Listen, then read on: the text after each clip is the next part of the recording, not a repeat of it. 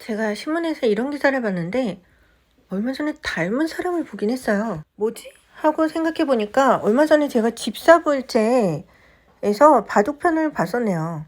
집사부일체는 제가 거기서 봤어요. 그 이정재 편부터 보기 시작했어요.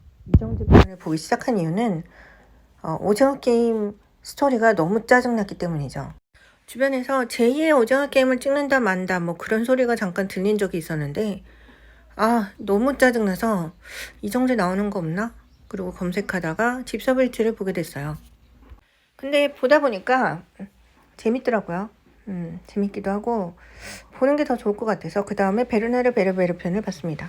심심할 때마다 쭉쭉쭉 보다가 제가 이세돌 편까지 봤더라고요. 며칠 전에. 근데 생각해보니까 집에 대한 영민현상 중 하나를 제가 명확하게 얘기를 안 한 게 있더라고요. 바둑에도 집이란 표현이 있어요. 정치가들이 아주 좋아하는 게임, 바둑. 참고한 유튜버 아이디예요. 랜덤으로 바둑과 집에 대한 검색으로 나온 유튜브입니다.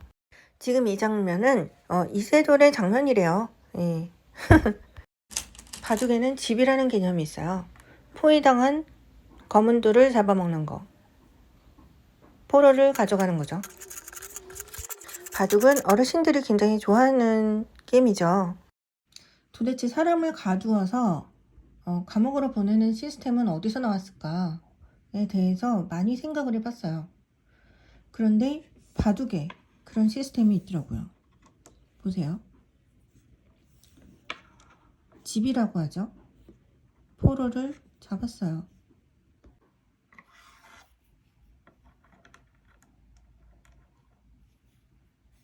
흙이 떴을 때는 두 집이래요.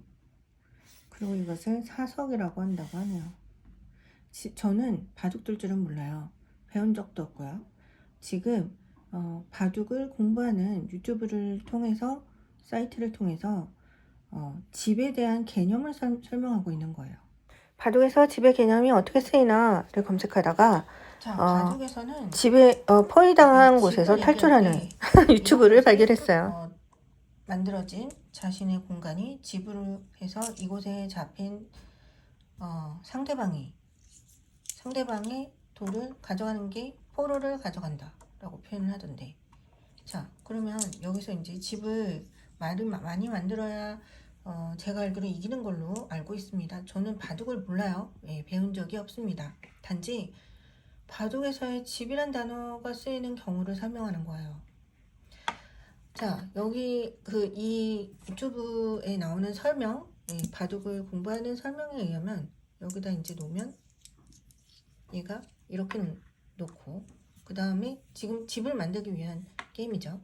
이렇게 놓으면 이게 옥집이라고 하네요. 옥집. 다른 사람 집에 있는 자신의 집이 되는 옥집. 이게 옥집이 된대요. 집이 있어봤자 옥집이 돼버리는 그런 표현이 된다고 하네요. 저는 바둑을 배운 적이 없어요.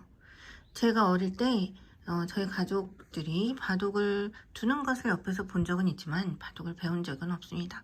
그래서 바둑에 대한 표현으로 저는 표현을 한 적이 없어요. 비유적인 표현으로요. 살았다 죽었다의 표현은 바둑에서 쓰이는 표현이었네요. 보세요. 지금 이렇게 집이 하나 들어서 있는 거면 얘는 죽은 건 아닌가 봐요. 저는 바둑을 배운 적이 없어요. 유튜브에서 지금 잠깐 보고 그 개념을 들은 거 소스 잠깐을 가지고 얘기하는 거예요. 자, 여기서는 이 흑돌이 사는 과정을 올린 유튜브를 통해서 집과 뭐 이런 것에 대해서 얘기해 볼게요. 여기서 흑돌이 살려면 바깥쪽에 둬야 된대요. 여기다 뒀을 때 얘를 살기 위해서 얘가 이쪽에 두는데, 그렇게 되면은 사실 이 흑돌이 왜 여기다 두는지 저는 잘 모르겠어요. 근데 이치는 그렇게 된대요. 설명을 하자면 지금 설명하는 사람은 이런 식으로 두고 있어요. 그래서 이렇게 뒀을 때 여기서 이걸 먹고, 몇 개를 먹혀야 공간이 생겨서 또 여기서 두고, 그 다음에 또 먹히면, 자, 얘도 이제는 만약에 백돌이 여기다 두면은 이게 먹히는 약점이 생긴대요. 그래서 여기다 두지 못하고 얘가 여기다 둔다고 하네요. 이렇게 되면 이게 사는 거래요. 예. 이 한쪽이 다 막혔는데 먹힐 수 있는 위기에 놓이면, 그것을 빠져나가는 상태가 되면 이 흙 상태가 살게 되는 거라고 하네요. 이거는 바둑에서 말하는 룰이에요. 집이 두 채면 살고, 지금 여기는 집이 두 채여서 산대요. 그리고 타인을 공격해서 타인이 빠져나가야 하는 위치에 서게 되면 이렇게 포위 당해도 사는 형국이 되는 바둑의 룰. 제가 가두는 것은 어디에서 왔나? 어떤 유튜브가 그런 걸 올렸어요. 영성 전문가가 올린 것을 봤는데요. 영성 전문가들이 말하는 것은 그 누구도 가두어서 무언가를 하는 행위를 한 적이 없다. 근데 그것은 바둑의 영림 현상이었네요. 바둑. 집과 관련된 바둑의 영림 현상이라고 저는 생각했습니다. 사실 바둑의 돌에 흑돌과 백돌이 있지만 이 영상만 올리는 이유는 저의 의도는 그것에 그 흑돌과 백돌의 색깔에 의미를 두지 않음을 여기서 먼저 얘기합니다.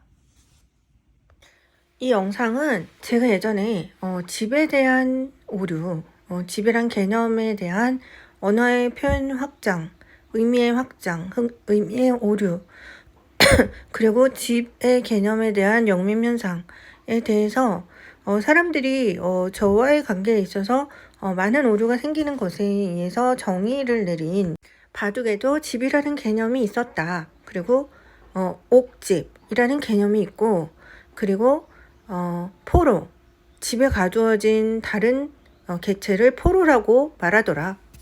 바둑을 두지 않는 사람이 바둑이 두는 사람을 거울로 뒀을 때 그 영림 현상이 뭐가 생기나 에 오는 언어 창란, 언어 영림 현상에 대해서 다뤄봤어요. 살고 죽다의 영림 현상은 어디서 나온 것인가? 영어에 대한 그 감옥, 옥집, 감옥집, 옥집에 대한 영림 현상은 어디에서 나온 것인가에 대해서 생각해 볼 때 저는 한국 사람들은 정치와 연결해서 바둑을 많이 두는 사람들이 많고, 예, 사업자들 중에 바둑 취미인 사람 많죠. 사업자가 아니더라도 어르신들 중에는 바둑 취미인 사람 굉장히 많아요.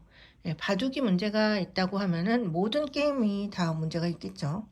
그러나 그걸 떠나서 내가 들었던 영림 현상 중에 많은 것들이 바둑의 그 언어 안에 있다 라는 걸 얘기한 거죠. 예. 바둑의 용어에 대해서 개념 정리를 해봄으로써 바둑에 대한 바둑 용어에서 오는 영림 현상을 없애고 싶은 저의 마음이었습니다. 얘는 살았어요. 정리할까요? 정리를 해야 돼요. 네. 거울에 접혔다가 펼쳐지면은 거울의 휨 현상이 자주 일어나는 것 같아요. 그것이 영성에 대해서 공부하는 사람들에게는 간혹 보이나 봅니다. 집으로 쓰이는 집이란 개념은 저에게는 없어요. 너무 많은 분야의 집으로 여겨졌던 많은 사람들, 물론 누군가에겐 저도 집이 될 수 있을지는 모르겠지만 저는 그 개념 자체를 의미를 두지 않습니다. 그냥 편하게 지냈으면 좋겠어요. 서로 편하게요. 저는 바둑을 배운 적은 없고 바둑 전문가를 알고 있지도 못해요.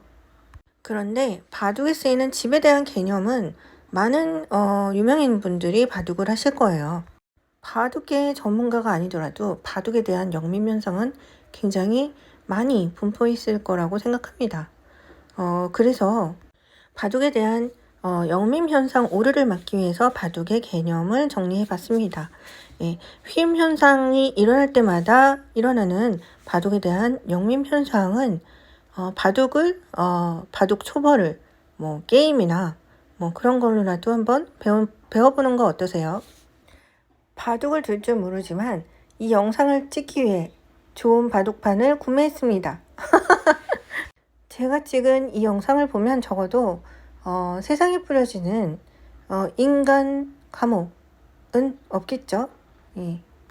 옥집도 없을 테고 부동산과 연결되지도 않을 거예요. 사석이란 개념도 바둑에서 오는 바둑의 언어 혼란에서 오는 영민 현상은 적어도 현실에 뿌려지지는 않을 것입니다. 이상 바둑에 대한 집에 대한 개념에 대한 개념 정리였습니다. 좋은 하루 되세요.